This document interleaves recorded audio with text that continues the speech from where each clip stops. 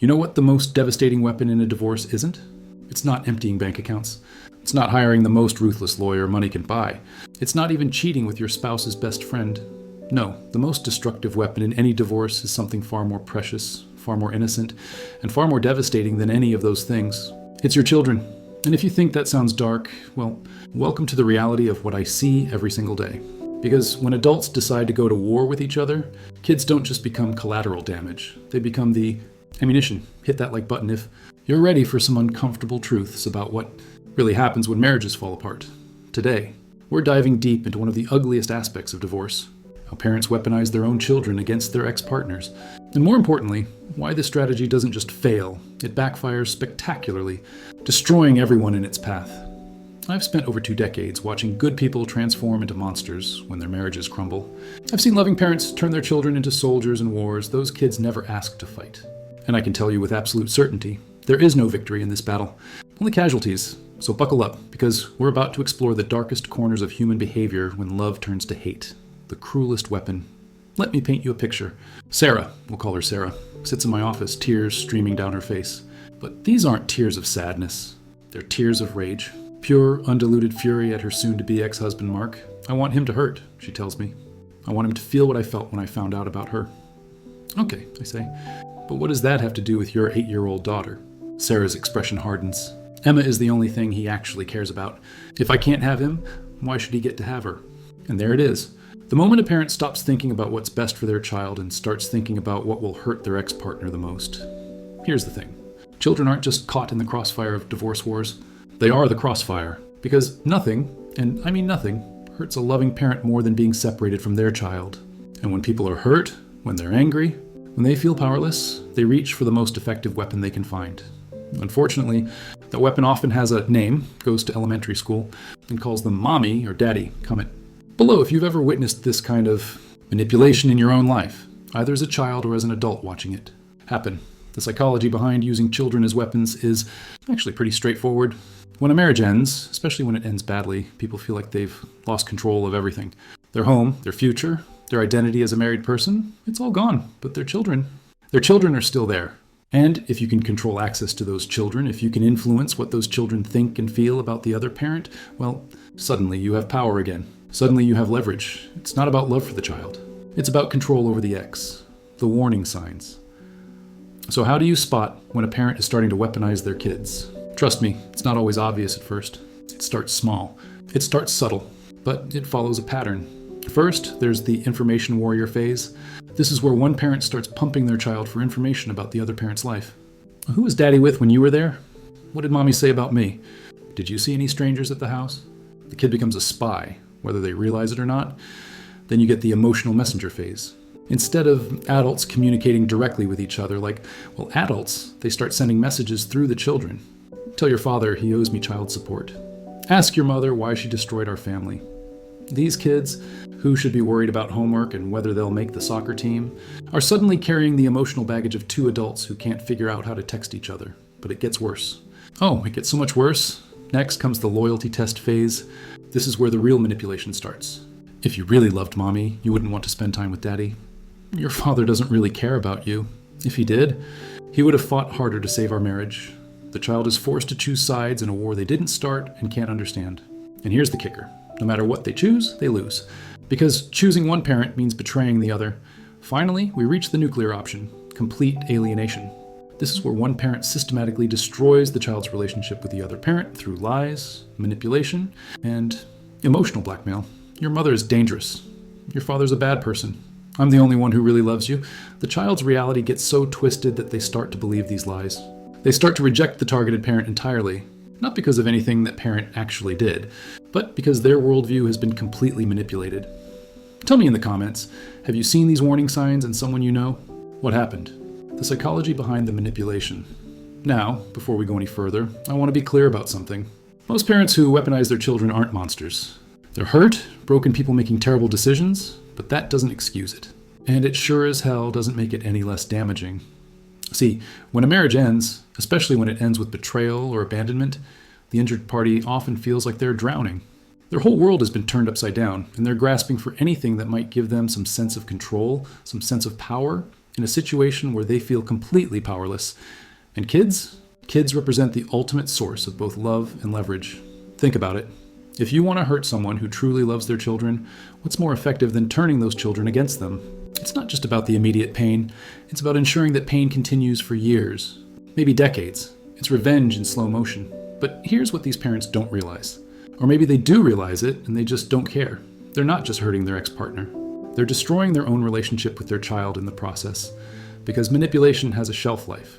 Lies have expiration dates. And children? Children grow up. The most common tactics. Let me break down some of the most common ways parents weaponize their kids, because recognizing these patterns might save some of you from falling into these traps, or help you protect your children if your ex-partner already has. The poisoning method. This is where one parent systematically feeds the child negative information about the other parent. Your dad left us because he doesn't love us anymore. Your mom cares more about her new boyfriend than she cares about you. Sometimes it's subtle, sometimes it's not. But it's always designed to create doubt and resentment in the child's mind about the targeted parent. The interference strategy, this. Parent makes it as difficult as possible for the other parent to maintain a relationship with the child. They schedule activities during the other parent's time. They forget to pass along messages. They create crisis situations that require the child to choose between parents. Oh, I'm sorry, I know it's your weekend with Dad, but Grandma is in the hospital and she's asking for you. The guilt trip gambit, this is emotional manipulation at its finest. If you go to your father's house, I'll be all alone. Your mother doesn't need you like I do. I guess you love Daddy more than you love me. The child learns that loving one parent means hurting the other, so they either choose a side or they stop expressing love altogether. The information warfare approach, here, the child becomes an unwitting spy. What did you and Mommy do this weekend? Who else was there? Did Daddy mention me at all?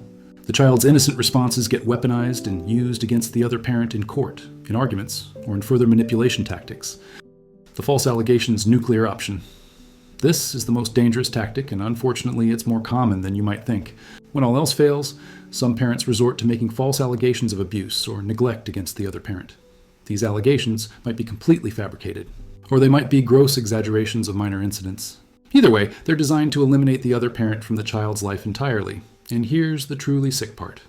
Sometimes these parents coach their children to lie to authorities, turning their own kids into unwitting accomplices and destroying the other parent's life. Drop a comment and let me know which of these tactics you've encountered, either as a child yourself or as an adult dealing with an ex-partner. Why? This strategy always fails. Now here's the part that these vengeful parents never see coming, probably because they're too blinded by rage and hurt to think clearly. This strategy always backfires. Oh, it might work in the short term. For a few months, maybe even a few years, they might succeed in damaging or destroying the other parent's relationship with the child. They might feel like they're winning, but victories built on lies and manipulation have a funny way of crumbling. The truth has a way of coming out here. It's something I've learned after watching this play out hundreds of times.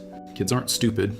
They might not understand what's happening when they're 7 or 8, but by the time they're teenagers, they start putting the pieces together. They remember things. They compare stories. They start asking questions that the manipulative parent can't answer without revealing their lies. Mom, why did you always say Dad didn't want to see me? But I found all these letters he wrote that you never showed me. Dad, why did you tell me Mom was crazy, but she seems perfectly normal when I actually spend time with her? When kids realize they've been manipulated, when they understand that one parent has been lying to them about the other parent for years, the damage to that relationship is often irreversible. The parent who thought they were winning the war suddenly finds themselves on the losing end of their child's trust and respect. Children grow up and form their own opinions. Every child who's been used as a weapon in their parents' divorce will eventually become an adult. And adults have this annoying habit of thinking for themselves. They'll reconnect with the parent they were taught to hate. They'll realize that person isn't the monster they were told they were. And they'll understand exactly what was done to them. At that point, guess who becomes the villain in the story? The psychological damage comes home to roost. Here's something manipulative parents don't consider. When you teach a child that love is conditional, when you show them that people who claim to love you will lie to you and use you for their own purposes, you're not just damaging their relationship with your ex-partner, you're teaching them not to trust anyone, including you. Kids who grow up in these situations often struggle with relationships their entire lives. They have trust issues. They have abandonment fears. They have difficulty forming healthy attachments. And when they finally understand that one of their own parents was responsible for that damage, the resentment is profound and lasting. It's exhausting. Maintaining lies is exhausting. Keeping up manipulation requires constant vigilance. Eventually, even the most dedicated manipulator gets tired. They slip up. They contradict themselves. They can't keep their story straight anymore, and their house of lies comes tumbling down. Legal consequences. In many jurisdictions, parental alienation is taken seriously by family courts. When judges catch wind of what's happening, they don't just slap parents on the wrist. They change custody arrangements. I've seen parents lose primary custody of their children because they couldn't stop trying to destroy the other parent's relationship. I've seen visitation rights suspended, supervised visits ordered, and in extreme cases, I've seen manipulative parents lose access to their children entirely, the very thing they were trying to prevent, losing their child to the other parent, ends up happening because of their own actions. Tell me in the comments, have you seen these consequences play out in your own experience? The devastating consequences. Let's talk about what this actually does to everyone involved. Because the ripple effects of weaponizing children in divorce go far beyond just hurting your ex-partner. The impact on the children. These kids don't just recover when they turn 18 and move out of the house. The damage runs deep and it lasts. Children who are weaponized in their parents' divorce often struggle with trust issues. When one of your parents has lied to you your entire life about the other parent, how do you learn to trust anyone? Guilt and shame. Many of these kids blame themselves for their parents' divorce or for the ongoing conflict between them. Loyalty conflicts. They love both parents, but they've been taught that loving one means betraying the other. Relationship difficulties. How do you form healthy relationships when your primary example of love involved manipulation and emotional warfare? Identity confusion. When half of your genetic makeup is supposedly evil or dangerous, what does that say about you? These kids often end up in therapy as adults, trying to unpack years of manipulation and emotional abuse. And yes, that's what this is. Emotional abuse of the child. Even if the parent thought they were protecting them, the impact on the targeted parent being cut off from your children because of lies and manipulation isn't just heartbreaking. It's devastating in ways that are hard to describe. These parents often experience profound grief. It's like watching your child die while they're still alive. Helplessness. Fighting against lies and manipulation while trying to maintain the moral high ground is nearly impossible. Financial ruin. Legal battles to maintain access to their children can cost tens of thousands of dollars. Depression and anxiety. Many targeted parents develop serious mental health issues as a result of being separated from their children. Relationship difficulties. It's hard to trust people or form new relationships when you're grieving the loss of your children. Some targeted parents give up the fight entirely, which is exactly what the manipulative parent wanted. But even then, the damage is done to the children, who grow up believing one of their parents simply abandoned them. The impact on the manipulative parent. Here's what the vengeful parent doesn't realize. They're destroying themselves too. When their lies eventually come to light, and they always do, they face loss of their child's trust and respect. The very relationship they were trying to preserve gets destroyed by their own actions. Social consequences? Other people figure out what they've been doing, and most healthy adults want nothing to do with someone who would use children as weapons. Legal consequences. Courts don't look kindly on parental alienation. The consequences can be severe. Psychological consequences. Living with the knowledge that you've damaged your own child for the sake of revenge takes a toll on your mental health. Many of these parents end up isolated and alone, having pushed away not just their ex-partner, but their children, and often their extended family and friends as well. The impact on everyone else. This damage doesn't stay contained within the immediate family. It spreads. New partners get dragged into the drama. Grandparents lose access to their grandchildren. Extended family members are forced to choose sides. Friends get exhausted by the constant conflict, and entire social networks get destroyed because one person couldn't let go of their anger and hurt. What to do if you're being targeted? So what do you do if you're the target of this kind of manipulation? How do you protect your relationship with your children when your ex-partner is actively trying to destroy it? First, understand this. You're fighting an uphill battle. The manipulative parent has daily access to your children, and they're using that access to poison your relationship. You might only have your kids every other weekend, which means you're trying to counteract 6 days of lies with 2 days of truth. It's not fair. It's not right, but it's reality. Document everything. Keep detailed records of every incident, every conversation, every missed phone call, every denied visit. When your ex-partner tells lies about you, write them down with dates and witnesses if possible. This documentation might not help you today, but it will be crucial if you end up in court. And trust me, if the manipulation is bad enough, you probably will end up in court. Don't retaliate. I know it's tempting. I know you want to fight fire with fire. But don't you dare start manipulating your children against your ex-partner, no matter what they're doing to you. 2 wrongs don't make a right. And if you start playing the same game, you become part of the problem instead of the solution. Your children need at least one parent who isn't trying to turn them into a weapon. Focus on your relationship with your children. When you're with your kids, be present. Don't spend your limited time together pumping them for information about what's happening at the other house. Don't badmouth your ex-partner, no matter how much you want to defend yourself. Instead, focus on creating positive memories and maintaining your bond with your children. Show them through your actions what healthy love looks like. Get professional help. This isn't something you can handle on your own. You need a good family law attorney who understands parental alienation. You might need a therapist who can help you cope with the emotional toll. Your children definitely need professional help to deal with what they're experiencing. Don't try to be a hero. Get the help you need. Play the long game. Remember what I said earlier. Children grow up. They form their own opinions. The truth has a way of coming out. Your job is to make sure that when your children are ready to hear the truth, when they're old enough to see through the manipulation, you're still there. You haven't given up. You haven't disappeared. Be patient. Be consistent. Be available. Set boundaries. You can't control what happens in your ex-partner's house, but you can control what happens in yours. Don't allow your children to be disrespectful or abusive toward you because they've been coached to behave that way. Set clear, reasonable boundaries and stick to them. Your children need to learn that there are consequences for their actions, even if those actions were encouraged by the other parent. Stay connected. If direct visitation is being blocked or limited, find other ways to stay connected with your children. Write letters, send emails, leave voicemails. Even if your ex-partner intercepts these communications, your children might see them eventually, and when they do, they'll know you never stopped trying. Protect yourself. Legally, make sure all custody orders are followed to the letter. If your ex-partner is violating court orders, document it and report it to your attorney. Don't let violations slide because you're trying to keep the peace. The only peace that matters is the long-term peace that comes from your children knowing the truth about both their parents. Let me know in the comments if you're dealing with this situation. What strategies have worked for you? What advice would you give to other parents going through this? The uncomfortable truth about recovery. Here's something nobody talks about. Even when the truth comes out, even when the children realize they've been manipulated, the damage isn't easily undone. Relationships that have been destroyed by years of lies and manipulation don't just magically heal overnight. Trust that's been broken doesn't automatically get restored just because the lies have been exposed. The targeted parent often expects that once their children understand what really happened, everything will go back to normal. They'll have their relationship back. Their children will apologize for believing the lies and rejecting them. Sometimes that happens. But more often, the road to reconciliation is long and difficult. The children feel guilty for believing the lies. They feel angry at the manipulative parent for lying to them. They feel confused about their own memories and experiences. And they often feel angry at the targeted parent too, because in their minds, that parent let the manipulation happen. It's not logical. It's not fair. But it's human nature. Healing from this kind of damage takes time, patience, and often professional help. Both the targeted parent and the children need to process years of trauma and manipulation.